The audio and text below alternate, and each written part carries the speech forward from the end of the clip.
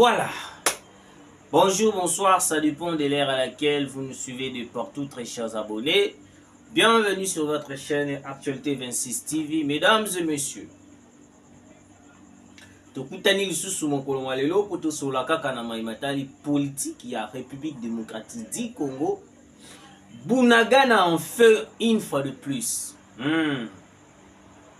Match dans ma bien à Bunagana. Le FARDC prêt à récupérer Bunagana. Qu'est-ce qui se passe réellement à Bunagana? Nini kolinga et salama na Bunagana. Mesdames et messieurs, nous allons en parler. Nous allons vous dire iloko oyo linga eleka na Bunagana. Et puis mesdames et messieurs, nous allons vous parler de la situation oyo koleka na Kinshasa. Lobby plutôt minuit à l'éloi investiture le gouvernement gouvernement Toulouka place au wapi ba congolais peut na ngambo na bango ba loba ki o esengeli ba loba. Alors biso pe awa toye to loba nini koleka na République démocratique du Congo. Mesdames et messieurs, vous qui nous suivez de partout, très chers abonnés, bino ba obo kolanda biso oboza de partout, boko landa biso mboka la biso. La République démocratique du Congo. Alors, mesdames et messieurs, Herman Cohen vient de dévoiler. Herman Cohen a pandi lisusu une fois de plus. Herman Cohen a lobby lisusu ba vérité mususu. A lobby lisusu makambo mususu kili ebele. Herman Cohen.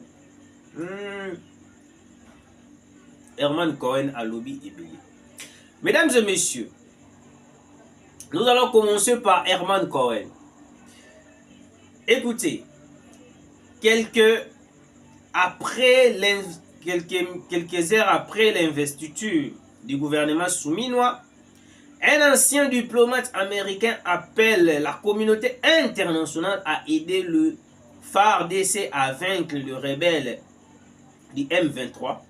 Maintenant que le nouveau parlement de la RDC a prêté serment, la communauté internationale devrait aider énergiquement l'armée de la RDC à vaincre le rebelle illégitime bénéficiant de l'aide étrangère dans les provinces de l'Est du pays, affirmait Herman Cohen. Na bandeli place wanabe pour que plusieurs Congolais pour comprendre place au biso to côté mais pour développer. Écoutez, maintenant que le nouveau parlement de la RDC a prêté serment, la communauté internationale devrait aider énergiquement l'armée de la RDC à vaincre le rebelle illégitime bénéficiant de l'aide étrangère dans les provinces de l'Est du pays, affirme Herman Cohen. Mesdames et messieurs, Herman Cohen a lobby boy. La communauté internationale, il faut ce qu'on a aidé la République démocratique du Congo, il faut aider ce qu'on le FARDC pour que tu aies la colonne les M23. Et puis Herman Cohen confirme que le M23 va bénéficier tout d'abord na aide étrangère. On était ici, les États-Unis appellent ça un soutien. Excusez-moi, les États-Unis apportent un soutien. Et pas il y a M23. Le français. Apporte un soutien à Bango et pas il y a M23 et rebelle. Mais Bango wanganak. Non, eza lukuta. Biso to soutenara le E, to soutenara le M23 T. Même ambassadrice des États-Unis. Il y a Amérique, il y a États-Unis. Aya awa alobi ki non T. Biso to ko porter soutien aux rebelles T. Biso a tozali na RDC. Mais le jour bombe kweyaka awa na Mugunga. Les spécialistes étant les talibans fabriqués aux États-Unis. Mesdames et messieurs, Herman Cohen siko aye ko panza siko vérité. Herman Cohen vient de tout dire. Herman Cohen vient de dévoiler la vérité. Mesdames et messieurs, la communauté internationale telle que vous le voyez là, il ne sera jamais d'accord, ou soit il ne sera jamais na vie à protéger la République démocratique du Congo. Hors de question. Parce qu'en ces moments, mesdames et messieurs, le pays est allé tellement exposé, le pays est allé tellement négligé, parce que la communauté internationale, bango moko bazali ba complice ya nyonso to yeko lekala l'est de la République démocratique du Congo. Ndenge nini bakoya ko porter biso soutien. Et puis l'aide oyo ezokotaka na kati ya ba M23. Nani siko azoko porter aide na ba M23. C'est de là que Herman Cohen a tikali koloba na biso vérité. Il a fallu que Herman Cohen aloba na biso vérité. Nani azo porter aide que tout pays nini oyo porter aide na M23, na AFC et puis na RDF.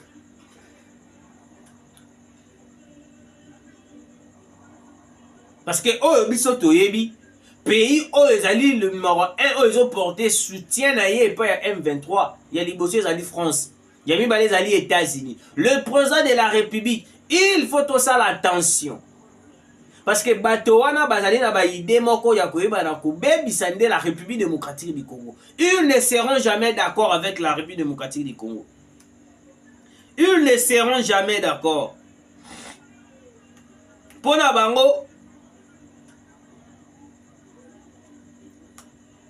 bango la République démocratique du Congo, il faut continuer na oignon surtout et koleka.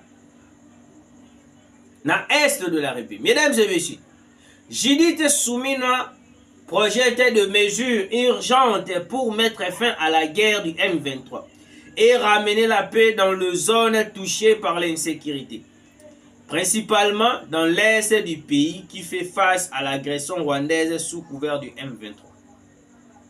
Sur le plan sécuritaire, notre pays est confronté à une situation précaire qui demande une action urgente, notamment dans le Nord Kivu, où l'armée rwandaise, sous le couvert du mouvement rebelle M23, continue de fragiliser le tissu socio-économique en occupant le parti des territoires de Rutshuru, Masisi et Nyiragongo, a indiqué la première dame. Mesdames et messieurs, en ces moments, avant de kota na muzindo ya dossier na biso oyo, Bunagana makambo eza mabe makasi na Bunagana. Bauti ko komela biso message moko awa, bauti ko sala biso information moko awa, il se peut que non Bunagana masase ko beta makasi FARDC et puis na ba wazalendo ba ko bomana na ba ko beta na masasi na bali na ba M23. Ça brûle na Bunagana. Maintenant le soutien au Herman Cohen a ko sengela biso ba na ko protéger biso, ba na ko sunga biso. Herman Cohen.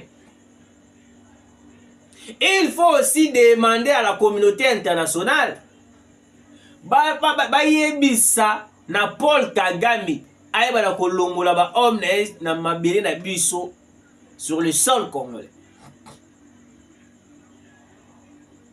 Et puis dans cette guerre, l'implication totale de Hippolyte Kanambe Kazemere est qu'on résister et qu'on continue.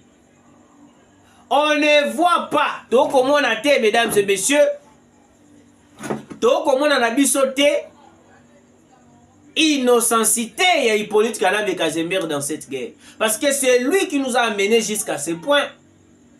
Ceux qui a signé la biso ba accord akendaka ko signaler biso ba accord mais peut-être le Congo tonga toko mala niveau to za na yango lelo te.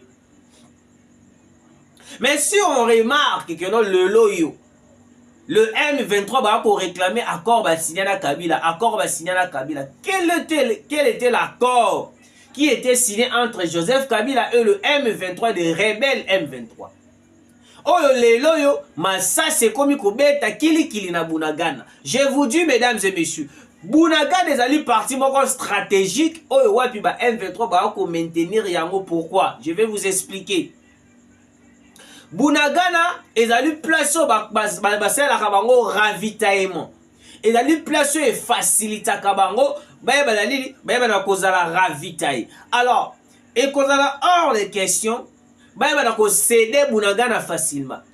Parce que d'après les informations on va uti ko koitela biso na bato o anali sur place, il paraît que trois troupes kenyanes ba koti à travers Bunagana. On se pose la question, ba troupe kenyanes wana o ba koti à travers Bunagana ba koti na manière nini? Ba koti na idée nini? To ba koti pour faire quoi? C'est de là que vous allez comprendre le jour où Tokangaka ba Kenyan Moussous au sein du M23 et puis la déclaration de William Ruto aux États-Unis, cela montre clairement que non, même le Kenya n'est pas en collaboration avec la RDC. Même monsieur le président de la République Félix Antoine Tshisekedi avait boycotté, avait boudé totalement. Le président de la République avait boudé totalement, je vous dis, le sommet, il y a un chef de l'EAC. Parce qu'il avait compris déjà, il y a une complicité qui est dans Katiwana. Surtout, il faut déstabiliser la République démocratique du Congo. Il faut renverser la République démocratique du Congo. Comment est-ce que les pays surtout se comploter contre la République démocratique du Congo? Alors que la République démocratique du Congo va comploter, nous sommes ba minerai na biso. Oyo wapi bango ba ko betela calcul R surtout le minerai du Congo, le minerai du Congo, le minerai du Congo.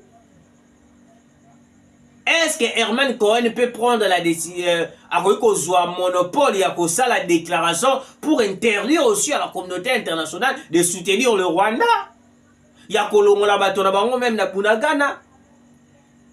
Parce que il y a des renforts au Bunagana parce qu'il y a Massas tout près de Bunagana. Le Ouazalendo cherche à tout prix à récupérer Bunagana. Bunagana va tomber. Je vous dis, Bunagana va tomber. Parce que la décision et puis la détermination de FRDC de Ouazalendo, il faut tout récupérer ma belle d'Abissonio surtout. On ne peut pas continuer comme ça, mesdames et messieurs. On ne peut pas continuer à courir baladidi, kota la batoala na misu, pour applaudir bango surtout ba kosala. Non, mesdames et messieurs. On doit prendre des grandes décisions. Et pour pousser biso pour te coincer Munguna. Parce que Munguna na minute azali coincé, azali ligoté. Parce que déjà de l'autre côté, Toyoki déjà que non, makambo, triste nouvelle. Na Kigali na Rwanda. James Kabarebe. Qu'est-ce qui se passe réellement, James Kabarebe? Nous allons venir vous expliquer, mesdames et messieurs. Alors, il y a des personnes au Wapi baza complice pour la cause de information. Il y a FRDC qui peut s'accueillir Kagame.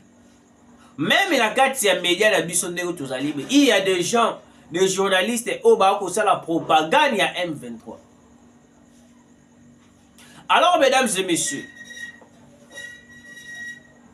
le FRDC en ce moment sont en train de livrer des combats tout près de Bunagana. Parce que Bunagana, le M23 va dire Kayangoti.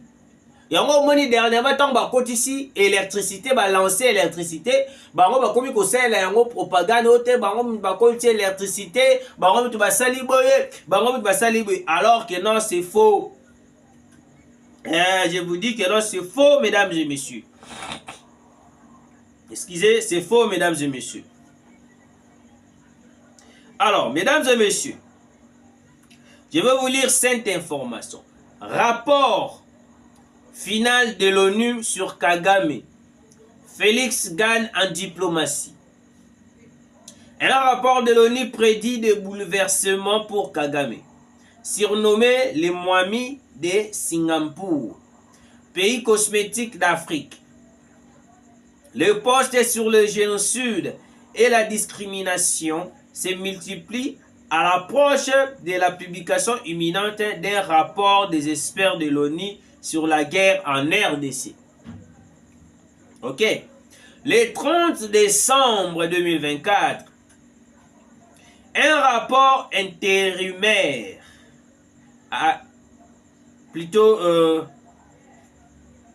attendez s'il vous plaît.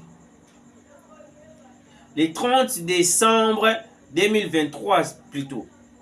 Un rapport intérimaire avait été publié, mais le rapport à venir sera substantiellement différent.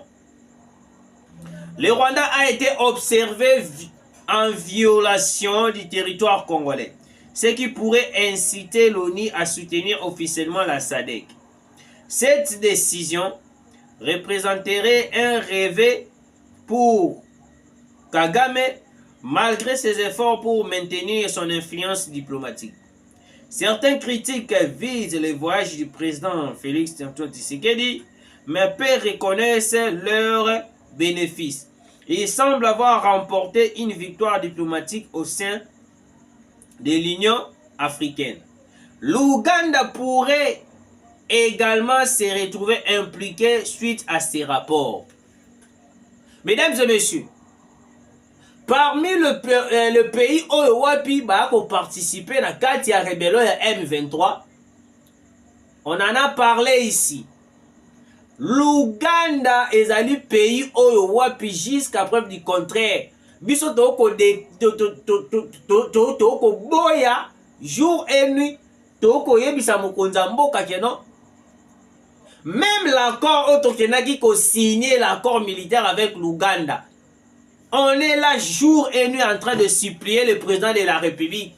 Il faut bannir cet accord. Oui, mesdames et messieurs. Il faut bannir cet accord. Parce que cet accord militaire avec l'Ouganda est un accord moko ya hypocrisie. Parce que l'Ouganda, en réalité, il est là le soutien numéro 1 en Afrique. Le soutien numéro 1, il y a Paul Kagame, Yoweri Museveni. Alors, n'engeni ni lisusu tokoki lisusu kozwa lisusu kokende kosigner accord avec un pays oyo wapi azali soutien numéro 1 ya Paul Kagame. Mesdames et messieurs, il y a des informations na Congo central makambo eza mabe. Parmi le militaire, oyo wapi toko comprendre que no bazali ba traître. Oh, il y a un pays mususu, l'Ouganda en fait partie. Soki tokei na Bunagana, masasi oyo kometa na Bunagana en ce moment. Si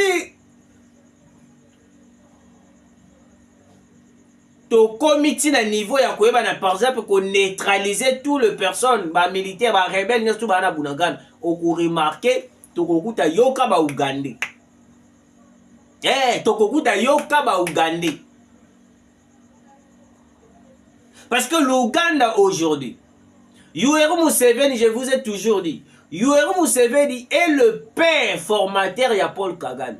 Alors, c'est hors de question que Yoweri Museveni a cédé à Tika Paul Kagame Kakabongo. Messieurs les dames et messieurs,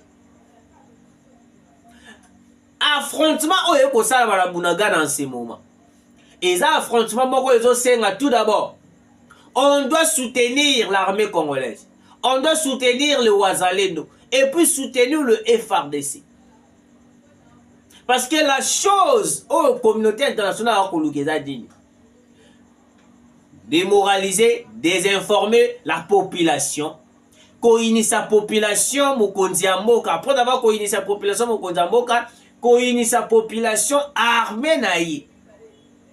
Parce que Bintou Keïta Awawa, représentante ya Monisco, Bintou Keïta Awawa, bakotelemela biso, bakotelemela bawazalendo, ote bawazalendo ndenge baza bongo.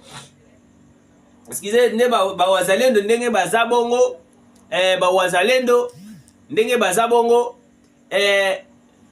esenga nini bawazalendo babima nanu batika nanu makambo bazosala, parce que on a compris que non bawazalendo nde baza bongo, baza ba milice. On s'est posé plusieurs questions et puis certains Congolais ont commencé à appuyer les rapports de Bintou Keïta. Ya koyeba na kobenga bawazalendo au sein ya FRDC ou soit en protégeant la population. Mais mesdames et messieurs, posez-vous la question. Na Ukraine, kuna na Ukraine, toke musikate na Ukraine. La population bakomi kosimba manduki pona kobundela ekolo contre la Russie. Pourquoi Macron a osa tenté ya kotelem la population na benga bango ba milice? Pourquoi Joe Biden a osa tenté ya koyeba la kotelem la population na benga bango ba milice? Pourquoi Bintou Keïta a osa tenté ya kotelem la population na benga bango ba milice? Mesdames et messieurs, l'affrontement oyo kosala na Bunagana, bawazalendo déterminé de reprendre le contrôle de Bunagana. Alors, pona bango eloko nini bango ba koloba. Herman Cohen a lobby bien. Herman Cohen a lobby nini. Il faut que non soutien tout étranger oyo salama na ba rebelle ba M23, il faut cesser.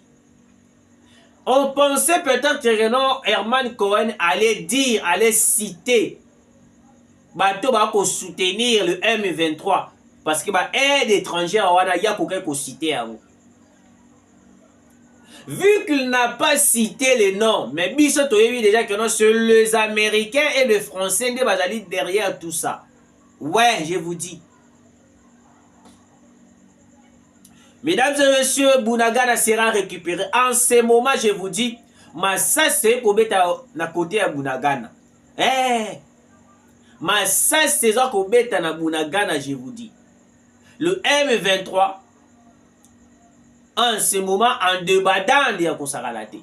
Ba komi ko lukasko ravitaillement ndenge ni ba kozala ravitailler, ndenge ni ba kosala boy, ndenge ni ba kosala boy. Alors que l'armée congolaise monte en puissance et puis l'armée congolaise est en progression, mesdames et messieurs. On continue la lecture.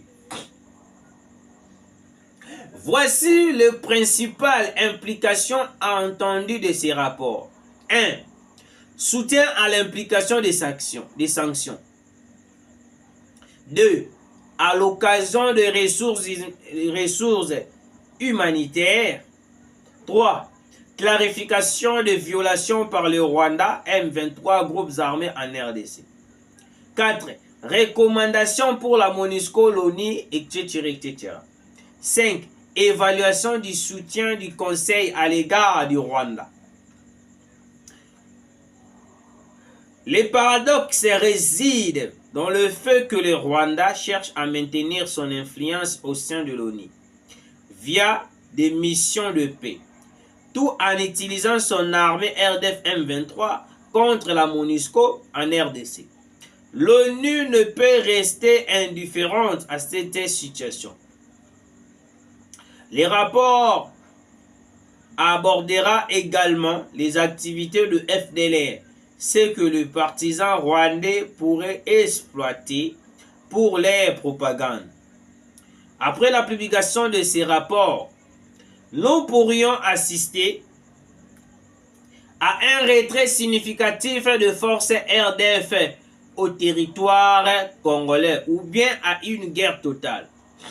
Le mois de juillet sera crucial. À moins d'un changement, la situation pourrait s'aggraver. Les événements d'ici mai, les attaques contre les personnes de la MONUSCO et certains aspects de Fort Biden Story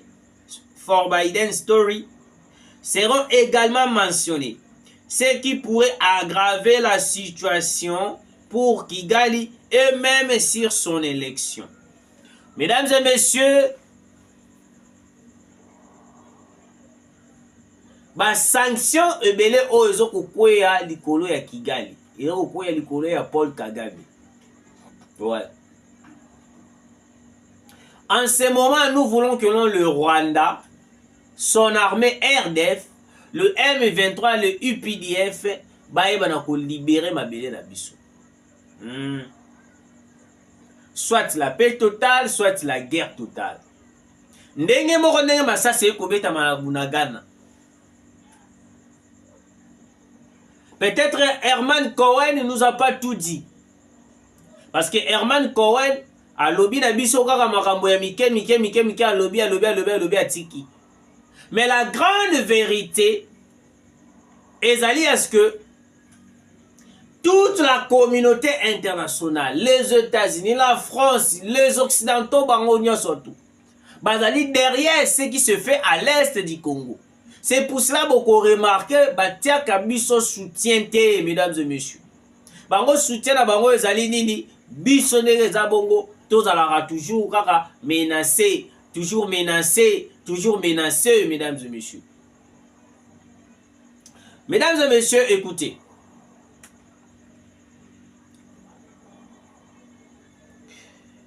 Tshisekedi papa na biso. Là, c'est un commentaire. Moko ya internet sur moi ateli biso. Tshisekedi papa na biso alongo la paix. Point d'interrogation. États-Unis azo tonga base militaire na Angola. Na ville ya Soyo frontière na RDC Congo. Je vous informe depuis Angola. Les Américains, les États-Unis sont en train de construire une base militaire en Angola. Wapi na Soyo. Frontière na RDC. Nyonso wana nini? Koluka la stratégie ndenge nini? Bako silisa biso. Mesdames et messieurs, on se retrouve dans le deuxième numéro. Tout d'abord, je voulais suivre cette vidéo. Bandeko na tombeli bino bolandi bolamu ya video oyo esiko zami panza yango poto ko dénoncer mabe leki mingi. So to kanyi minoko eza mabe. Biso toza ba gardien ya pouvoir pe ba gardien ya mboka. Tangu toko bima boyese ke mabe leki. Wana mwasi na kombo ya Carole Agito. Oyo azala DG ya Sonas. Mwana mwasi wana atiki 57 mois impayé na Sonas. Na 57 mois na il y a eu de familles disloquées. Mobala ke pai, mwasi ke pai na bana. Po ba ko refuta tanda kute ko boko la bana te. A Carole Agito. Bato basusu pe ba kufa. Basala ba crise na souci. Ba koy ba irresponsable. Carole Agito. Carole Agito, c'est pas une bonne femme, c'est une femme qui n'a pas de bonne probité morale. C'est une femme oyo ayebi ko corrompre bateau. Pour abima sénatrice nengaza ena, anti ko corrompre bateau na ba iPhone na ba mbongo. Toyebi. Azala parmi bateau oyo ba contribuer à l'échec ya Kanambe ya Joseph Kabila. Oye moka loba ki soka échoué parce que Azaka tana 15 bonnes personnes payées na été. Lokola ba Carole Agito. Oyibimbon a Sénat ya Sonas. Et kokite maman, olembe sekoza mwasi. Sauvons honneur na yo. Ko pousse biso to beta bordir te. Tika poste wana ya Kester. Poto yebi qui est derrière toi Carole Agito, mentor na yo. Ngana panzaka nteke. Eza Vital Kamerhe to yebi. Mentor na yo. Alors, si vous avez des relations avec Vital Kamerhe, pour qu'on soit payé en otage, il y a une assemblée nationale, yo Kester, pour bloquer Congo, pour que Nenango cesse.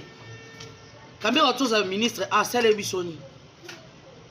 Yo, ozala déjà sur notre saline.